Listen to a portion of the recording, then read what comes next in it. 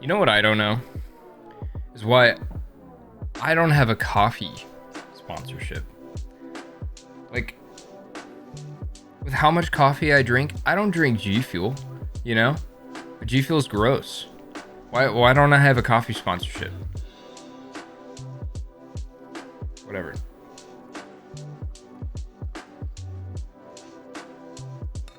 I'm having coffee today. Today and tomorrow are going to be my days off from streaming. So I don't need to drink my coffee so late in the day. I can actually sit around in the morning and just kind of relax and enjoy a cup of coffee. So that's exactly what I'm going to do. Anyways, so today we are going to talk about the 30-minute gameplay that IGN sat down with Pokemon and experienced, and they have some information regarding the DLC, which drops in 2 days. God, I'm excited. I'm so excited. Yeah, I'm very excited. Hopefully it adds more to the game. Anyways, let's read it. Let's talk about it. Coffee sponsorship. We saw 30 minutes of a Pokemon Sword and Shield Isle of Armor DLC. So we learned about the Pokemon Sword and Shield expansion pass back in January. Since then, we've been served a trickling of information about everything new, from the items to new legendary Pokemon. Finally, at the 11th hour, we've been treated to more than 30 minutes of uninterrupted gameplay from the beginning, the Isle of Armor DLC for Pokemon Sword. There are two specific things I want to point out from my hands-off demo. First, I noticed that the Pokemon in the first trainer battle were around the same level as the highest level in the Pokemon in the trainer's party. Nintendo's Demetrius Boggs told me that the new Pokemon expansion pass trainers and wild area Pokemon will scale with your Pokemon's levels. Specifically, Boggs confirmed that the DLC area would even scale to match a team of level 100 Pokemon, which in my opinion I think is so cool. The fact that I don't have to worry about all of the Pokemon that I have trained up through the game itself are already level 100. Now I can go through and actually play the game at the level 100 difficulty. So that's kind of cool, honestly. And to be honest with you, there is kind of a benefit. Like, let's say you don't like doing max raid battles like myself because I think that they're kind of boring. There is a there's Chansey coming back in the DLC. So I don't know if Chansey's going to be a Pokemon that is going to be in abundance, but if you match that Pokemon to level 100, you could be easily getting your Pokemon up to level 100. That's pretty cool. Yeah, I'm kind of down for that. Not only that, but the areas can be accessed as soon as you reach the wild area for Pokemon Sword and Shield and just a few hours into the game. So whether you've just started or you have completed every post-game activity with a full party of 100 Pokemon, both parts of the expansion pass, the Isle of Armor and the Crown Tundra, will match your Pokemon's level. Okay, so that's kind of cool, honestly. Yeah, that's pretty cool. I think that this is very, very, very important, you know, because I think they're going to start matching the game to the trainer at which point they're at in the game. So making Pokemon level 100, I think, is going to add more difficulty to the post game. So I think that's sick. As of now, we're unsure whether the DLC area will continue the scale with your level or if the areas will become locked to the Pokemon where you first visit. We will update this as soon as we hear back from the Pokemon Company. Regardless, this is great news. Anyone will be able to enjoy Pokemon Sword and Shield expansion pass. Dude, why do they say that? Just say the expansion pass. Anyone will be able to enjoy the expansion pass at an appropriate level, regardless of how high or low the level the Pokemon are. So kind of, yeah, that's basically what I just said. But he can't comment on how difficult or easy this content will be. So that's hopefully hopefully, if they're level 100, I really hope that they're somewhat difficult. That would be very nice. And also too, like, it would be nice if they brought back like the Versus Seeker. That would be cool, so that you can rebattle those trainers. We already knew that the Isle of Armor would at least include an additional wild area, but this demo confirmed that the entirety of the island is basically one massive wild area with more diverse terrains than the mainland. We saw coastal beaches, swampy marshes, lush forests, gloomy caves, and even deserts during my short tour at many intervals during the stop and upon entering new areas. The camera swept over each spot, creating a beautiful panoramic effect that highlighted the topography of the island. And this also seems as though all of these areas can be explored as soon as you get to the island without needing to progress in the story, which leaves the pacing in the player's hands. Okay, so this is kind of nice too, because now it's confirming that we can basically enjoy the DLC however we'd like. We don't have to progress through the story. So like, let's say if you're trying to, let's say like if you have 2 copies, you know, and you we're just trying to farm like a certain Pokemon that you could only get one of, you know, like we're just generalizing here. If there was a legendary like Kubfu that you could only get one of, then you could easily get into the DLC right away and then trade it back over. Maybe, I'm not sure. I don't know if the DLC will stay if you start your game over. I would assume it would, because you are paying for it, and I'm sure that there's multiple people who start their new games over, so that could be nice. Yeah, could be cool. Like, that's just an example.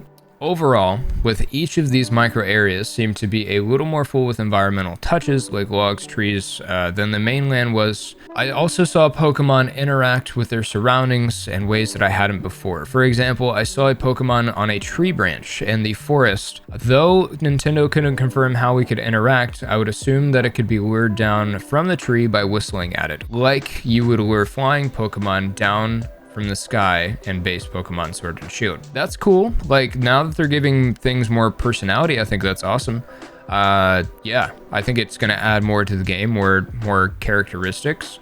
And here he kind of talks about how he saw a Wailord from the beach. He wasn't sure if it was to scale representation of an overworld Pokemon or if it had a story or it had some purpose, which I don't know if it would. I don't know why Wailord would be a part of the whole story, but I think that's cool. But if there is a giant interactable Wailord, I am for sure going to shiny hunt that. It just seems cool to me. But it will be weird though if it's like so big and then when you go into battle with it, it's going to be like that little hot dog that it is. Yeah, I hope that's not the case. I did ask if the large inclusion of old Pokemon previously unavailable in Pokemon Sword and Shield was in response to player feedback, but the Pokemon company's Elvin Gee said that the Isle of Armor expansion was already being developed before Pokemon Sword and Shield were released.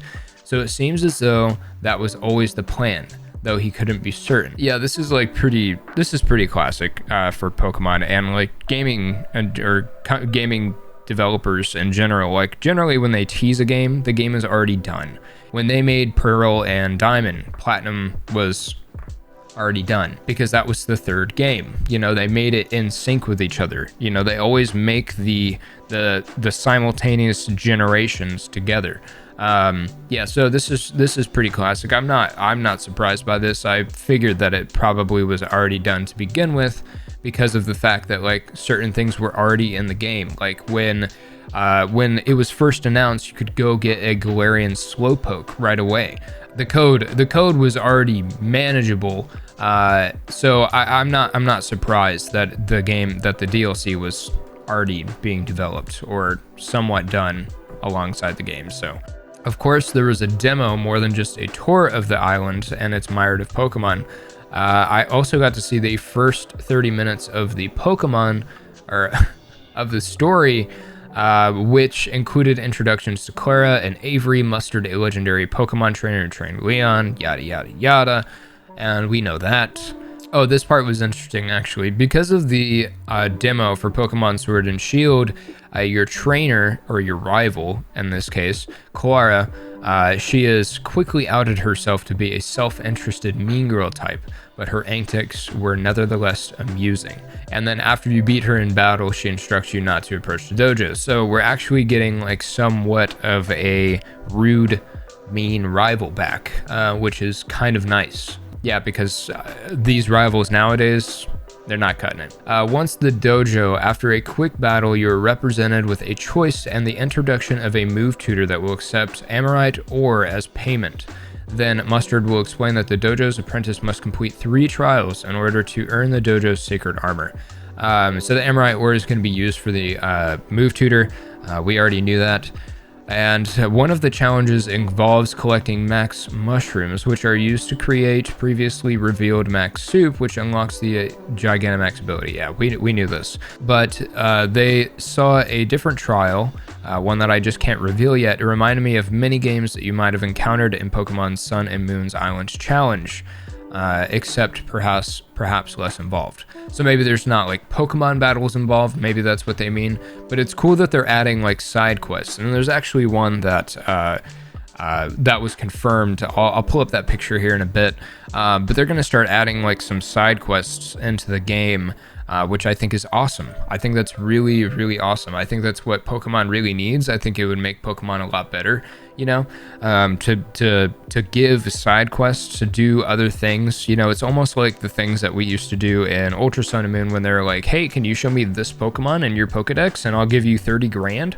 Okay, so, and then this part here is just talking about Kubfu and Urshifu. It's worth mentioning that I saw a mysterious Pokemon looking over the main character from the top of the dojo, and we know that this is Kubfu. It evolves based on what tower you take. Water Urshifu all the way. Water Urshifu all the way. Yeah, the thing's gonna be broken. I saw one of these pagoda-like towers on the coast of the island, but that's as much of the story that I saw and can reveal now. Oh, except for the customizable bikes. I didn't see the menus for this, but Nintendo and the Pokemon Company couldn't give me any additional information. But I saw the 2 different bikes with different trails, similar to the trails that you unlock for your cars in Rocket League. So it's like basically like the it's like the effect, like the dust that it gives off. So like when you're riding your bike and the dust kicks up from your back tire, now that you'll be able to change that basically. Like it's gonna be I don't know what it is, but it's almost like ball capsules. Like if you guys remember ball capsules, so that's something that I think that they should bring back. Yeah, I really like the ball capsules because like the letter ones were funny. Yeah, so I think that those could be cool. Honestly, I really like the ball capsules. Pokemon, please bring back ball capsules. But yeah, so that was really cool, and I loved exploring the wild area and catching a wide variety of new Pokemon in Sword and Shield. In fact, it was one of my favorite new features, considering that the Isle of Armor seems right up my alley, though I do hope the story is robust on its own and doesn't rely on Pokemon catching as a way to artificially pad the playtime too much. Then again, who doesn't like catching Pokemon in new places? I think that's cool. Like, I think the article itself, like, had some useful information, you know. I think it eased a lot, you know, about the whole level 100, you know, like being at level 100 and like being worried about the fact that like the DLC could be too easy for your team. And I understand like why that could make people a bit nervous in terms of, you know, getting it in the first place, because why would you want to get a game that's just going to be super easy in the first, like, to begin with? So it'd be interesting to see like if that's the case with Crown Tundra, like if the Pokemon bumped level 100 based on, you know, let's say like your team was level 100. That would be cool. Honestly, that would be kind of sick. Yeah, so we'll have to see how that have to see how that goes. There was one other thing that I wanted to show you. And this one is actually from Joe. Okay, that's actually kind of cool. This is Joe Merrick. For those of you guys who don't know who Joe Merrick is, Joe Merrick is he's the owner and webmaster of Cerebi.net. So yeah, if you don't know what Cerebi.net is, then you should probably look at that. And yeah, that's actually kind of cool. I asked specifically if this was the guy who did the article. I asked specifically if I had a party of level 100 Pokemon, if the DLC would scale to that, and Nintendo said yes. Yeah. So I don't. There's somebody. I don't know what this is about. This is. So it does seem like there are 150 Diglett to find across the Isle of Armor. Guess it's time to get out my Zygarde cell function for use here. Rest assured, I'll try to have a complete list on the website by the weekend. It's kind of cool. So like, this is what I was talking about in terms of the side quests that they're going to start adding to the game. I think it's going to be a lot of fun, and it could actually end up being like a cool video. Added, and also too, there's this XP charm. It kind of explains what the XP charm is. It seems that the XP charm lets you focus XP gain on a specific Pokemon in your party. So basically the XP, remember when everybody freaked out about like the XP share thing? Basically what's gonna happen is like you can put that item on one of your Pokemon in order to focus the XP on that Pokemon rather than all of your Pokemon getting XP. So that's kind of cool. Yeah. Cool. So really, I mean, there's a lot of things here that really kind of help this DLC make the wild area seem to be what it used to be. So if you enjoyed this video, leave a like, comment, subscribe, and come hang out with us on Twitch. We're going to be streaming the whole thing, so you should definitely come through and hang out with us. Yeah, we stream every Tuesday, Thursday, Saturday, and Sunday for sure. And also join the Discord server down below if you guys need any help. Other than that, I'm freaking stoked, man. I'm so excited. Yeah, and that's pretty much it. And I will see you guys on the next one. Okay? Okay. I'll see you later. Bye.